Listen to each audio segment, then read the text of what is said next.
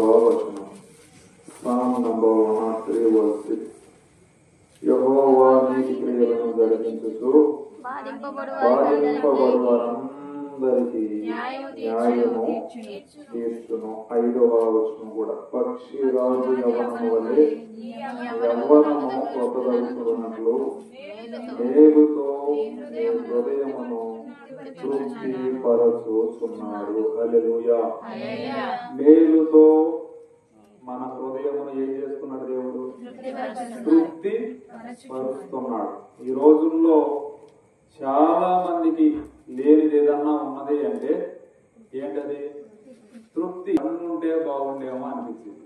ఒకవేళ బండి కూడా దేవుడు ఇచ్చాడు అనుకోండి, ఎండకి ఎండిపోతున్నాం, వర్షానికి తడిసిపోతున్నాం. కాబట్టి ఏముంటే బాగుంటది? కారు ఉంటే బాగుంటుంది. ఒకవేళ కారు కూడా దేవుడు ఇచ్చాడే అనుకోండి, పిల్లలు ఈ కారులో కొంచెం అన్కంఫర్ట్ గా ఫీల్ అవుతున్నారు కాబట్టి కొంచెం లగ్జరియస్ కారు కావాలి. ఒకవేళ రేకుల షెడ్ ఇల్లు ఇచ్చాడే అనుకోండి, దీనికి ఏముంటే బాగుంటుంది అనిపించింది?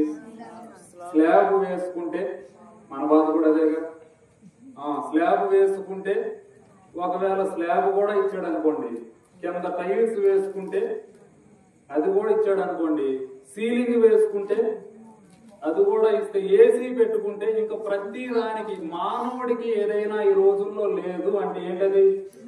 తృప్తి లేదు. ఎన్ని దేవుడు మనకు చేసినా సరే, దేవుడు నాకేమి చేశాడు అని మన నోటితో మనం అంటున్నామంటే ఇదే మానవుని యొక్క నేత స్వరూపం. ఏది చేసినా మనం అంటాం నాకేమి లేదు, తృప్తి లేదు. కానీ ఇక్కడ దేవుడు చెప్తున్నటువంటి ఒక మాట ఏంటంటే, ఆయన తృప్తి పరుస్తాడు. ఎలా తృప్తి పరుస్తాడంట? మేలుతో. దేన్ని తృప్తి పరుస్తాడు? హృదయాన్ని తృప్తి పరుస్తాడు. చాలా సార్లు మన హృదయానికే ఉండదు. ఏంటది? తృప్తి ఉండదు. కానీ దేవుడు ఏమిస్తానంటున్నాడు?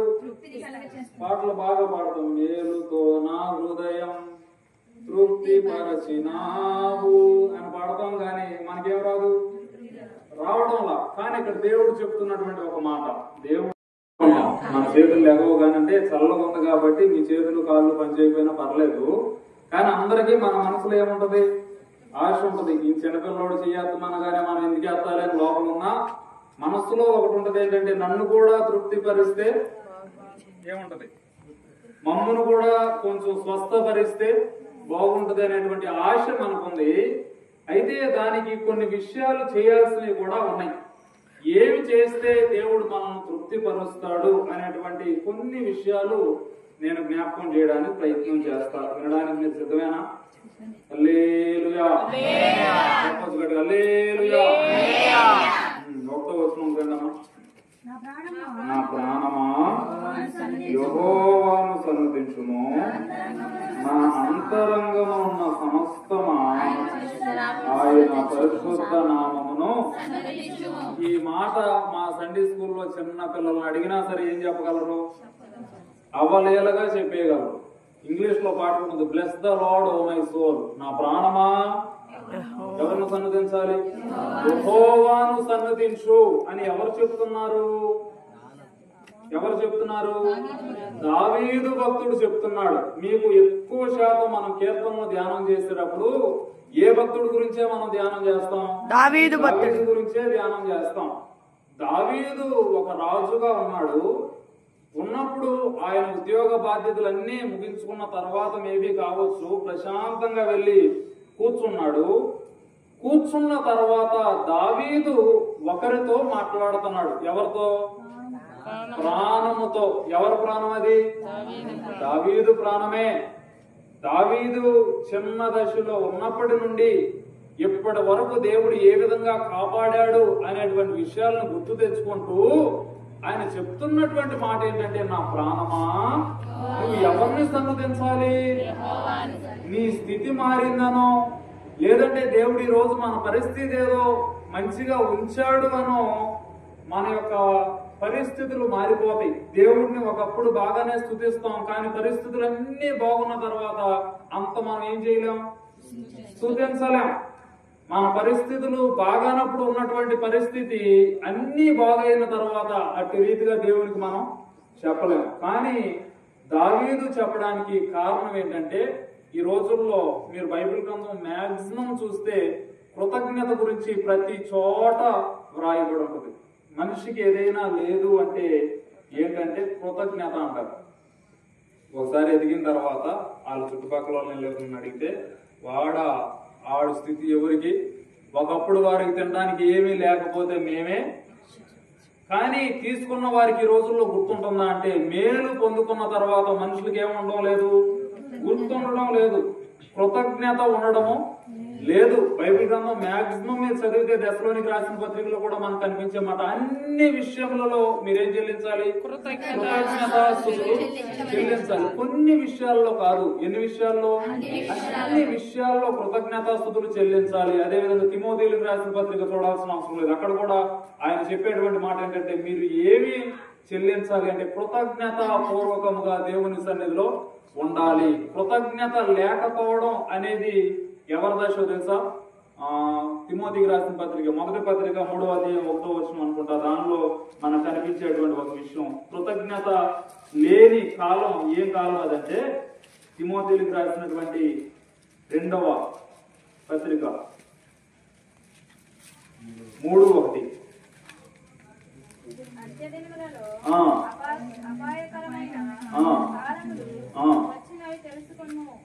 ఏమొచ్చినాయి?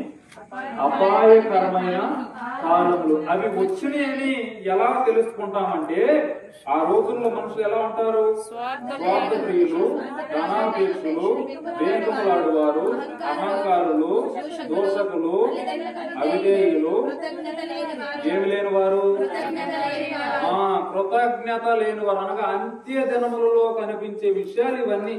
వీటిని కీర్తనల గ్రంథంలోనే ఎవరు మాట్లాడుతున్నారంటే దావీదు చెప్తున్నాడు. అక్కడ కూర్చుని, ఒకవేళ నేను కృతజ్ఞత లేకుండా పోతానేమో అనుకుని చెప్తున్నాడు, నా ప్రాణమా నువ్వు ఎవరిని సన్నుతించాలి? యెహోవాను మాత్రమే సన్నుతించాలి అని చెప్తూ మరలా చెప్తున్నాడు, నా అంతరంగమునున్న సమస్తమా ఆయన పరిశుద్ధ నామమును ఏం చేయాలి? స్తుతించాలి. ఏమి స్తుతించాలంటే ప్రాణం స్తుతించాలి. అంత మాత్రమే కాదు, అంతరంగములో ఉన్న సమస్తము దేనిని స్తుతించాలి? యెహోవాను స్తుతించాలి. సుమారుగా ఒక టేస్ట్ మనం చూడాలి అంటే మన నాలుకలో 45,000 గ్రంథులు యాక్టివ్ గా పనిచేస్తే మనకేం తెలుస్తుంది తెలుసా? రుచి తెలుస్తుంది. మన చెవులు వినపడాలంటే సుమారుగా 25,000 గ్రంథులు కలిసి పనిచేస్తే అంట మన చెవులు ఏం చేస్తాయి తెలుసా? పని చేస్తాయి. సుమారుగా మనకున్నటువంటి పేగులన్నీ లెంత్ తీసుకుంటే 900 చిల్లర మైల్స్ వస్తుందంట. అంత పెద్దది. ఏ చిన్న నరం పట్టినా సరే ఏమైపోతుంది మనకి? తట్టుకోగలమా? నరం పట్టేసో పెక్క పట్టేసో ఏదన్నా అంటే మనం తట్టుకోగలమా? తట్టుకోలేము. చిన్న ఇబ్బంది వచ్చిన మనిషి అవయవాలన్నీ పనిచేయాలంటే లోపల ఎన్నో కలిసి పనిచేయాల్సిన విషయాలు. ఇప్పుడు దావీదు చెప్తున్నాడు, ప్రాణం మాత్రమే కాదు అంతరంగములో ఉన్న సమస్తము ఏమి చేయాలి? ఆయన పరిశుద్ధ నామమును. ఇప్పుడు ఎవరిని వెళ్ళి అడిగినా అమ్మా ప్రార్థనకు రావచ్చు అంటే వెంటనే చెప్పే మాట ఏంటంటే, దేవుడు నాకు ఏం చేశాడు అనే ప్రశ్న ఉంటుందా మనకి? ఆ ప్రశ్న లేకపోతే ఈ రోజు మేబీ నలుగురు కూర్చొనే వాళ్ళు అనుకుంటే, ఇక్కడ నాకు ఇద్దరు కనిపించారు, ఇద్దరు ఉన్నారు ఇప్పుడు కూడా, యెహోషువ గారు ఇంకా తమ్ముడు మోషే కనపట్ల. వాళ్ళు కూడా రావాల్సిన అవసరం ఉందా లేదా? మనం వచ్చేసి పెట్టుకుని వెళ్ళిపోవడమే కాదు, వాళ్ళు కూడా ఏం చేయాలి? రావాలి, దేవుని సన్నిధిలో ఉండాలి. రక్షణ పొందిన తర్వాత కూడా దేవుణ్ణి విడిచిపెట్టడం అనేది బహు భయంకరమైన విషయం. ఏదైనా అనుకోండి, ఒకవేళ మహా అయితే ఇది కొంచెం నొచ్చుకుంది అనుకోండి, ఈయన వస్తే ఏంటి మనల్ని ఇబ్బంది పెడుతున్నాడు అంటే రెండోసారి ఏం చేయలేం, ఆయన పిలవద్దు అనుకోగలం. కానీ ఇది మాత్రం నిజం, కుటుంబానికి వచ్చినప్పుడు వన్స్ రక్షణలోనికి మనం ఎంటర్ అయిన తర్వాత దాని నుంచి మరలా ఏమైపోకూడదు, వెనక్కి వెళ్ళకూడదు. ఇక్కడ భక్తుడు చెప్తున్నాడు, అంతరంగమున్న సమస్తమా ఆయన పరిశుద్ధ నామమును సన్నిధించాలి. ఈయన దేవుని దగ్గర నుంచి ఎన్నో పొందుకున్నాడండి. పొందుకున్నాడు కాబట్టే దావీదు ఈ మాటలు చెప్పగలుగుతున్నాడు. దేవుడు అనేక పర్యాయములు అన్ని పరిస్థితులలో నుండి ఆయనను నడిపించినటువంటి విధానము దావీదును ఈ మాటలు పలికిస్తుంది. ఇటు రీతిగానే ఒక ఉదాంతం జరిగింది. నేను ఏలూరులో చేసేటప్పుడు అక్కడ జరిగినటువంటి ఒక విషయం ఏంటంటే, వారు చాలా కాలంగా ఏం చేసేవారు, చర్చ్ మానేసేవాళ్ళు. ఏంటి అంటే, ఈ సంవత్సరం దేవుడు మాకు ఏమి చేయలేదండి, ఎందుకు ఇంకా ప్రార్థన పెట్టుకోవడం, ఎందుకు ఇవన్నీ చేసుకోవడం, నాకు ఏం అర్థం కావడం లేదండి, నాకు రావాలనిపించడం లేదండి అని చెప్పి దేవుడి నుంచి స్లోగా సన్నగిల్లిపోతున్నటువంటి పరిస్థితుల్లో అనుకోని ఒక పర్యాయంలో వాళ్ళు చెప్పిన మాట ఏంటంటే, నేను దేవుని సన్నిధికి వచ్చాను, నాకేమి రాలేదంటే, నేనేం కారు కొనుక్కోవాలా, మేమేం ఇల్లు కూడా కట్టుకోలేకపోయాం, ఏమీ మా కుటుంబంలో ఆశీర్వాదం అనేదే మేము చూడలేదు, కాబట్టి ఇల్లు ఏంటి ఎల్లకేంటిలే, ఆదివారం కూడా ఏదైనా పనికి వెళ్దామని చెప్పి వారు అటు రీతిగా ఉన్నప్పుడు ఒకానొక రోజు అనుకోకుండా వారింట్లో దొంగలు పడ్డారు. దొంగలు పడి వెంటనే వాళ్ళ దగ్గర కత్తి అది పెట్టి, నువ్వు సంపాదించింది బంగారం ఏది ఉందో డబ్బు ఏది ఉందో మొత్తం ఇప్పుడు ఇవ్వకపోతే నేనేం చేస్తాం, చంపేస్తాం, ఈ రోజు నేను వదిలేది లేదు, ఖచ్చితంగా నువ్వేం చేయాలి, సంపాదించింది మొత్తం ఎక్కడ ఉందో చెప్పంటే వాళ్ళు వెంటనే బీరువా తాళాలు ఎక్కడ ఉన్నాయో చెప్పారు, బంగారం ఎక్కడ ఉందో చెప్పారు, సంపాదించింది మొత్తం ఎక్కడ ఉందో చెప్పారు.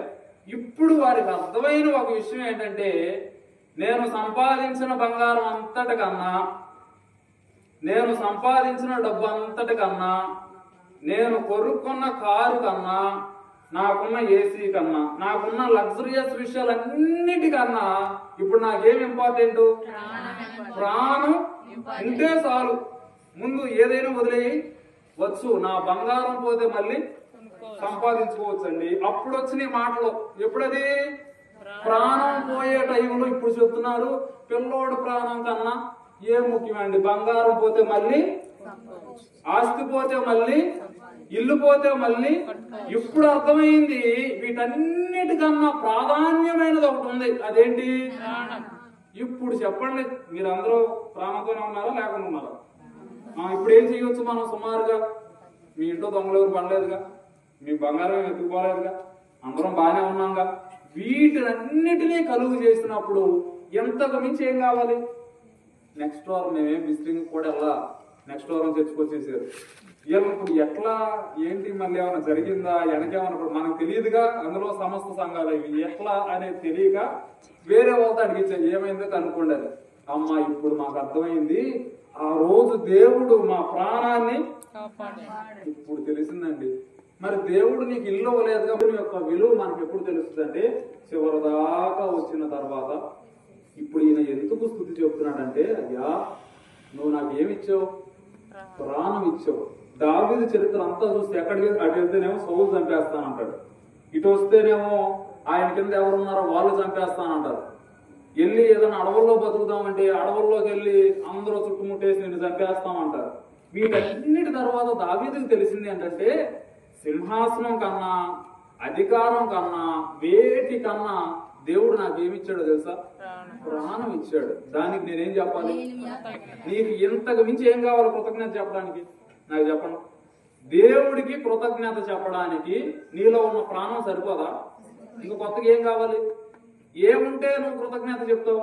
అదే కీర్తన గ్రంథం 106వ అధ్యాయంలో కూడా మనకు కనిపించేటువంటి ఒక విషయం ఏంటంటే, కీర్తన గ్రంథము 106వ అధ్యాయంలో చాలా మంది మరిచిపోయిన విషయాలు. 7వ వచనం, ఐగుప్తులో మా పితరులు నీ అద్భుతము ఏం చేయలేదు, గ్రహించలేదు, నీ కృపా బాహుల్యమును ఎక్కడికి తెచ్చుకోలేదు, జ్ఞాపకానికి తెచ్చుకోలేదు. తర్వాత ఎక్కడో కూడా మనకి వారు దేవుని యొక్క కార్యాలను చూడలేదు అని కూడా ఉంటుంది. కింద వచ్చి ఎంతండి, దేవుని మరచిపోయారు, దేవుని మేలులన్నీ మరచిపోయారని ఉంటుంది. 13,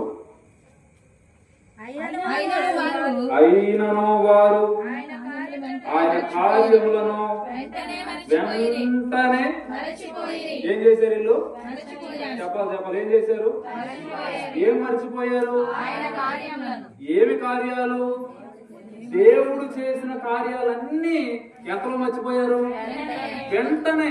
ఇక గ్యాప్ కూడా పైన వచనాల్లో చూస్తేనేమో మా పితరులు నీ కృపాబాహుల్యం అంతా మర్చిపోయారు.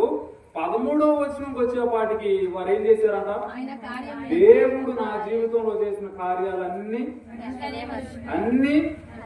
మర్చిపోతాం. మానవులుగా మనకున్నటువంటి చిన్న బలహీనత ఏంటంటే దేవుడు మనకి ఏమి చేసినా ఏం చేస్తాం? మర్చిపోతాం. అయ్యా నాకు ఇంకా కావాలంటాం, కానీ ఇచ్చిన దానికి కృతజ్ఞత మాత్రం మనం ఏం చేయలేదు తెలుసా? చెల్లించలేము. అందుకనే భక్తుడైన దావీదు అంటున్నాడు, చెల్లించకుండా మనం ఉండకూడదు, ఎప్పటి సమయం అప్పుడు దేవుడికి ఇచ్చేయాలని ప్రశాంతంగా కూర్చున్నాడు. ఎక్కడ? ఆయనకున్నటువంటి ప్యాలెస్ లో. ఈరోజు సీఎం టైం దొరికిందా మనతో మాట్లాడడానికి? కానీ ఆయన ఒక రాజ్యం, దేశానికి మొత్తం ఎవరైనా రాజుగా ఉన్న ఆయన కొంచెం టైం కూడా దొరకదు. అయినప్పటికీ సమయాన్ని ఎవరికి ఇచ్చాడో తెలుసా? దేవునికి. ఈ రోజుల్లో 15,000 20,000 జాబ్ రావాలి మనకి. ఆదివారం ప్రార్థన ఏదో కొంచెం దేవుడు ఇంకా దీవించి 50,000 జాబ్ ఇచ్చాడు అనుకోండి, ఏంటి పరిస్థితి? అస్సలు కొంచెం కష్టంగానే ఏదన్నా మన కార్యక్రమాలు ఉంటే చెప్పండి, ఫైనాన్షియల్ గా ఖచ్చితంగా ఉంటాం. పండగ డబ్బులు ఎంతో చెప్పండి, మీటింగుల డబ్బులు ఎంతో, మరి నీ ప్రాణానికి విలువ ఎంతో కూడా చెప్పు మరి దేవుడికి. ఒక పూటల్లో ఆక్సిజన్ పెట్టుకుంటే నీ విలువ ఎంతో నీకు తెలుస్తుంది. పొరపాటున ₹1,00,000 జాబ్ ఇచ్చాడే అనుకోండి, ఇంకా మనకి క్రిస్మస్ రోజు చర్చ్ ఉంటది, జనవరి చర్చ్ ఉంటది అని కొద్దిగా గుర్తుంటది ఏమో. చూడండి, పరిస్థితులు లెవెల్ మారే కొద్దీ మన మైండ్ ఏమైపోతుంది అంటే మరచిపోతుంది. కానీ ఒక రాజు ప్రశాంతమైన వాతావరణంలో కూర్చుని చెప్తున్నాడు, ప్రాణమా ఒకప్పుడు నువ్వు ఎక్కడున్నావు? ఎడారిలో ఉన్నావు. ఒకప్పుడు నువ్వు ఎక్కడ తిరిగావు? అరణ్యంలో తిరిగావు. ఒకప్పుడు మన స్థితి ఏంటి? పూరింట్లో కూడా మనం ఉన్నాం. ఏమీ లేని స్థితి నుండి ఈ రోజు దేవుడిని ఎక్కడ కూర్చోబెట్టాడు? సింహాసనం ఎక్కిచ్చేసాడు. ప్యాలెస్ లో కావలసినటువంటి సింహాసనం మీద నువ్వు కాళ్ళ మీద కాలేసుకుని 2 చప్పీట్లు కొడితే నీకు ఏమి కావాలో అది తెచ్చి ఇక్కడ పెడతారు. గొర్రెల దగ్గరికి పోయి కాపలా కాసుకునే నీకు ఇప్పుడు కూర్చుంటే నీకే ఇచ్చేవాళ్ళు దొరికారు. కాబట్టి నిమ్మలంగా కూర్చుని దావీదు చెప్తున్నాడు, ప్రాణమా ఇవన్నీ వచ్చినాయి కదా, నువ్వు రెచ్చిపో, నీకు కావాల్సింది తిను, ఎంజాయ్ చేయి, తాగు, తిరుగు, నీకు ఏది కావాలంటే అది నేను ఇస్తా అని ప్రాణంతో చెప్పలా. ప్రాణమా నువ్వు ఒకప్పుడు లేకుండా బ్రతికేవుగా, ఇప్పుడు అన్నీ ఉన్నాయి, అది తాగుతావా, ఇటు తిరుగుతావా, అటు వెళ్తావా, నీకు ఏమి కావాలో చెప్పు, నీకన్నీ అని అన్నాడా? చెప్పుకుంటున్నాడు కూర్చునే, ప్రాణమా నీకు ఎన్ని ఉన్నా సింహాసనం అనేది శాశ్వతం కాదు. నువ్వెవరిని స్తుతించాలంటే యెహోవాని. ప్రాణమా నువ్వే కాదు, నా అంతరంగములో ఉన్న సమస్తము, కాళ్ళు, చేతులు, ముక్కు, నోరు, చెవులు అన్ని ఎవరిని స్తుతించాలి? సమస్తము స్తుతించని చెప్పి అంటున్నాడు. ఆయన చేసిన దేవుడు మనకు ఉపకార అపకార చేసి నా పరిహారి. ఉపకారమే. దేవుడు అంతా మనకి ఏ కారం చేస్తాడు? ఉపకారములలో ఏం చేయకూడదు? మనం దేనిని మరువకూడదు అని ఎవరు చెప్తున్నారో తెలుసా? ఎవరు చెప్తున్నారు? సింపుల్ వ్యక్తి కాదు, ఒక దేశానికి రాజు చెప్తున్నటువంటి మాటలు. కృతజ్ఞత అనేది మన జీవితాల్లో ఉండాలో. దేనికోసం అది రావాలంటే, దేవుడు నాకు ఇల్లు ఇచ్చాడు, దేవుడు నాకు అది ఇచ్చాడు, దేవుడు నాకు ఇది ఇచ్చాడు, దేవుడు నీకు ప్రాణం ఇచ్చాడు. ఏం కావాలి? మీకు అంత డౌట్ ఉంటే ఒక్కరోజు బాగా ప్రార్థనా పూర్వకంగా ఒకరోజు అంతా ఇలా హాస్పిటల్ విజిట్ చేయండి.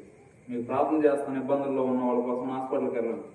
కొన్ని ఆపరేషన్ థియేటర్స్, లేకపోతే జనరల్ వార్డ్స్, ఇవన్నీ మీరు తిరగండి. ఒకరోజు మార్నింగ్ నుంచి ఈవినింగ్ వరకు అందరు సమస్యలు కనుక్కోండి. పొద్దున్న 9ంటికి డ్యూటీకి వెళ్ళినట్టు హాస్పిటల్కి వెళ్ళి 4ంటికి బయటకు వచ్చి మళ్ళీ దేవుడిని అడగండి, దేవుడా నువ్వు నాకు ఏం చేసావని. అప్పుడు మనకు తెలుస్తుంది దేవుడు మనకి ఏమి చేశాడు అని. క్షేమకరమైన ఆరోగ్యాన్ని ఇచ్చాడు, కుటుంబాన్ని ఇచ్చాడు, ప్రాణాన్ని ఇచ్చాడు, ఆరోగ్యాన్ని ఇచ్చాడు. అయినప్పటికీ నీవేమి చెల్లించలేకపోతున్నావు తెలుసా? కృతజ్ఞత లేని జీవితం. ఇక్కడ కూడా ఆయన చెప్తున్నాడు, మీరు నా కార్యాలు ఏం చేశారంటే వెంటనే మరచిపోయారు కాబట్టి ఇప్పుడు ఇప్పుడు నేను మిమ్మల్ని తోసేస్తా, కింద వచ్చినవన్నీ చదవండి, వాళ్ళకు ఉంటే శాపాలేగా మామూలుగా ఉండవు, ఇప్పుడు చదవాల్సిన అవసరం లేదు. విపరీతమైన పరిస్థితులు. నీవు దేవుని సన్నిధిలో ఎలా ఉండాలి అని నేను జ్ఞాపకం చేస్తున్నానంటే కృతజ్ఞత కలిగి ఉండాలి. 3వ వచనం 103:3.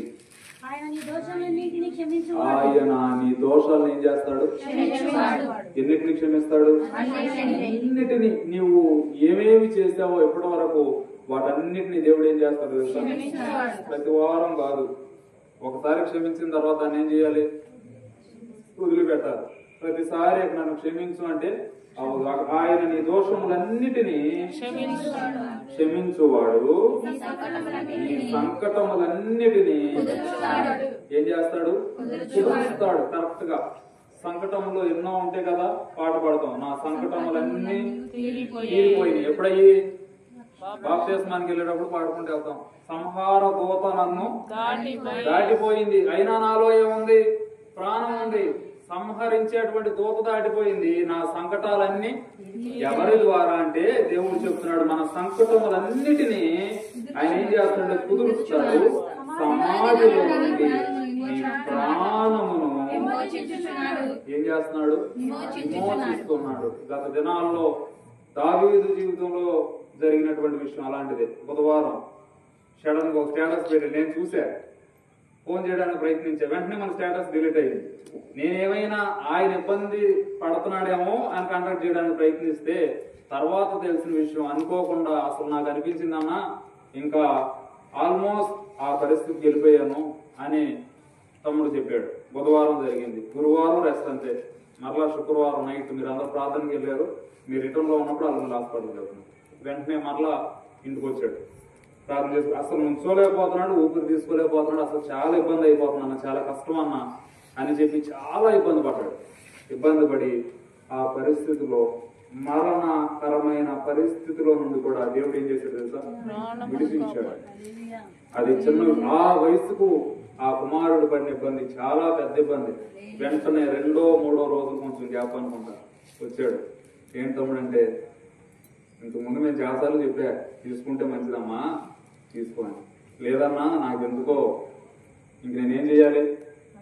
తీసుకోవాలి. అది కూడా ఎప్పుడు జరగాలి? ఈరోజు ఎంత? 23వ తారీఖు పొద్దున్నే మీరు నాకు బాప్తిసం ఇవ్వాలి, సాయంత్రం ప్రేయర్ పెట్టాలన్నా.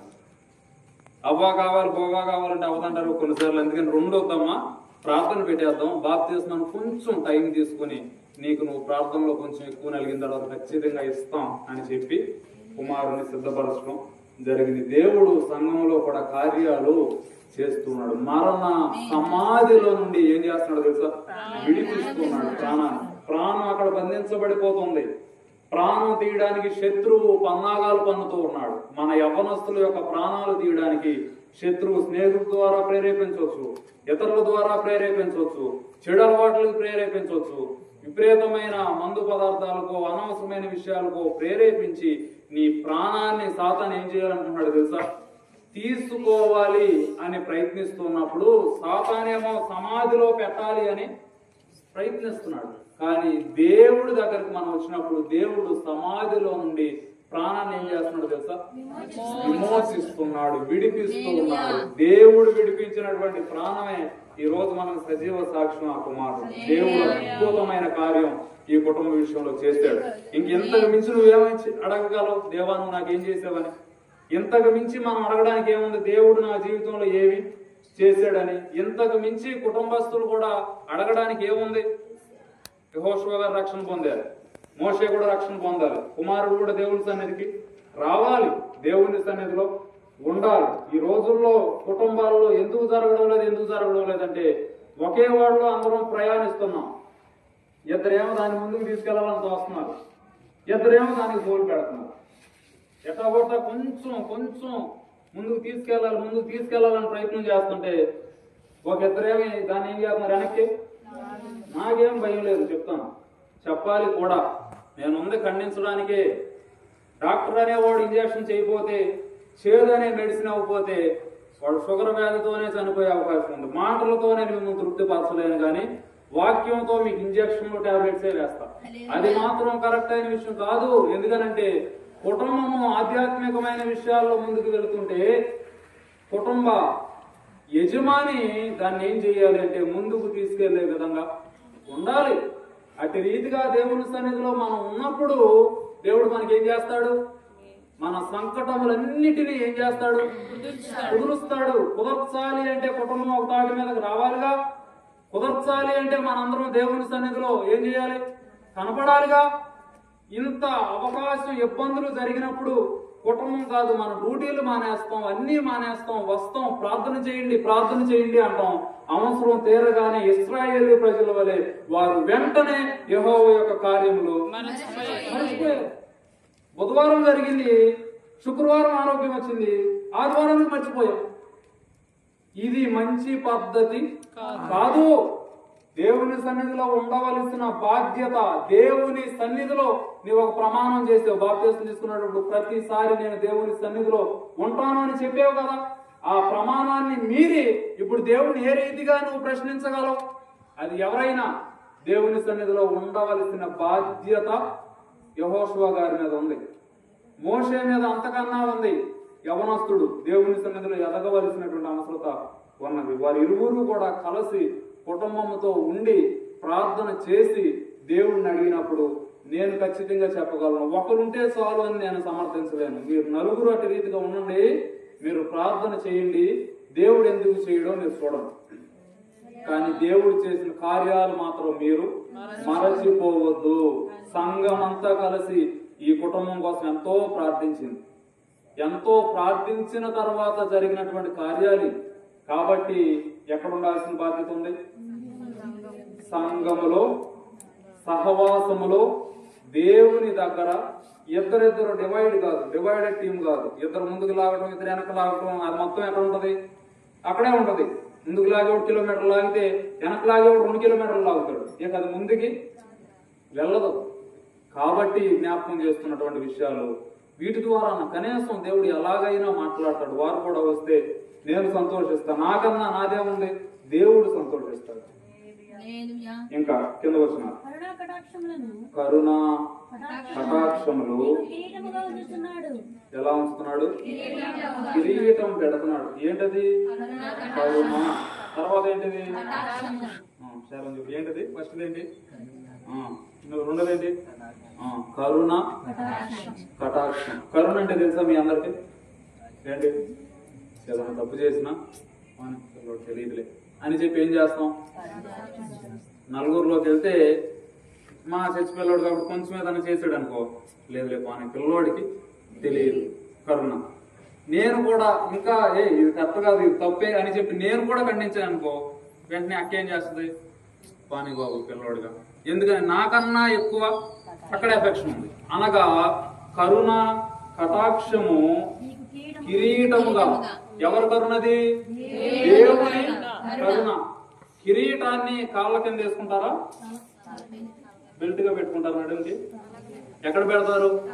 తల మీద. అనగా కనిపించింది అందరికి, కిరీటం కనిపించిందిగా, హెల్మెట్ కనిపించిందిగా. కరుణ కటాక్షము ఎక్కడ ఉంటది? తల మీద కిరీటము. ఎవరి కరుణ?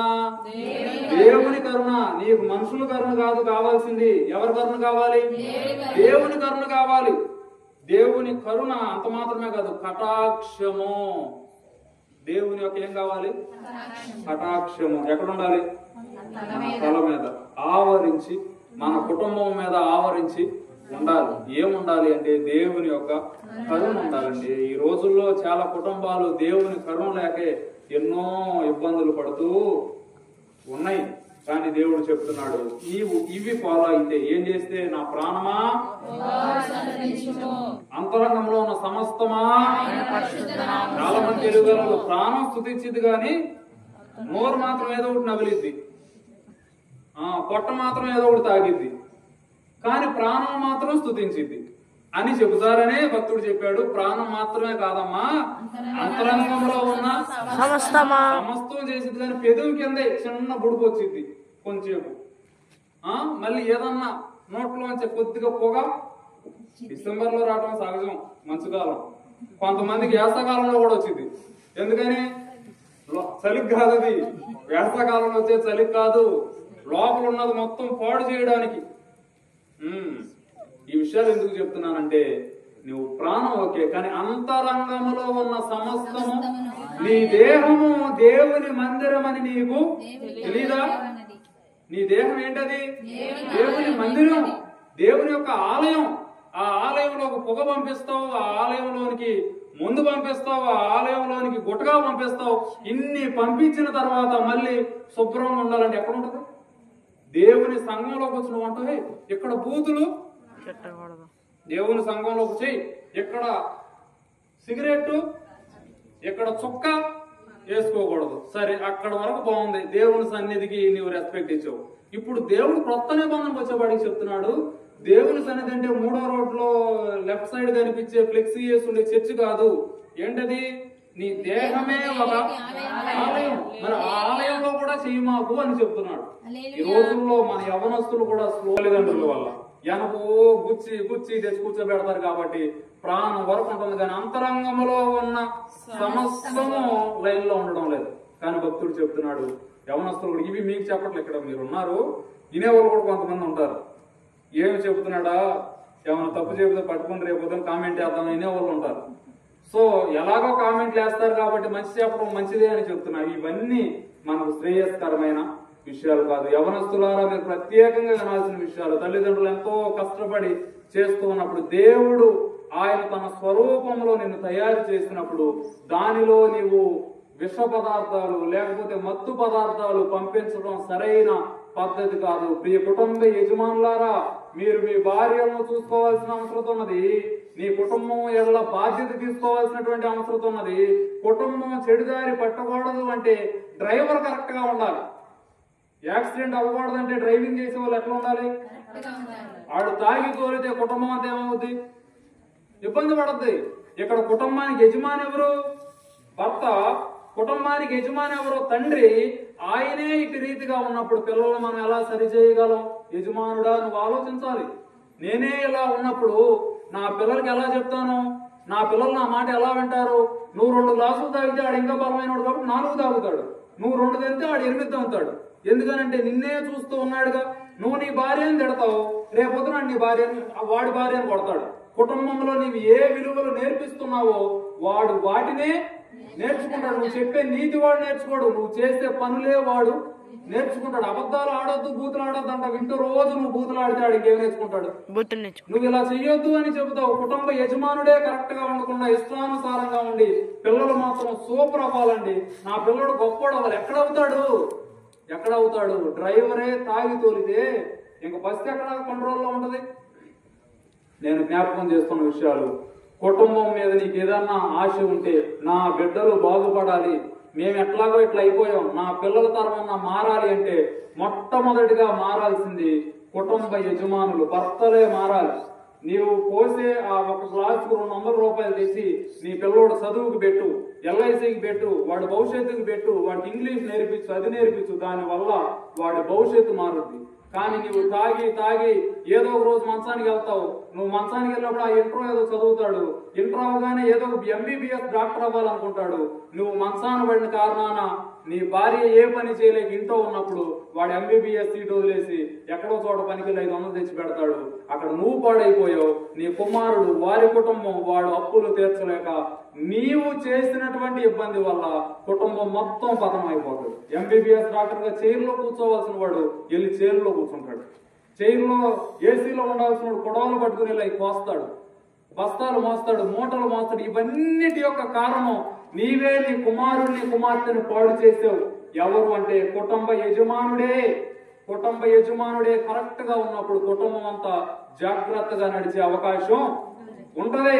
భార్యల మీద అన్ని వేయొద్దు, భర్తలలోనే ఉన్నది. నీవు కరెక్ట్ గా ఉండి కుటుంబాన్ని జాగ్రత్త చేసినప్పుడు నీ బిడ్డలు అభివృద్ధి చెందాలంటే మొట్టమొదటిగా మారాల్సింది నువ్వే. ఇక్కడ చెప్తున్నాడు, దావీదు భార్య వచ్చి చెప్పట్లే. ఇక్కడ ఎవరు చెప్తున్నారు? నేను డ్యూటీకి వెళ్తున్నా అమ్మాయి, నువ్వు వెళ్ళి ప్రార్థన చేయించు. కుదరదు. ఒక రాజా వచ్చి కూర్చున్నాడు, నువ్వెంత? రాజు వచ్చి చెప్తున్నాడు, నా ప్రాణమా, నా అంతరంగం ఉన్న సమస్తమా, నా ప్రాణమా ఆయన చేసిన ఉపకారములలో కొన్నిటిని మరచి ఉండనా? ఒక్క దానిని కూడా నువ్వేం చేయకూడదు, మరచిపోకూడదు.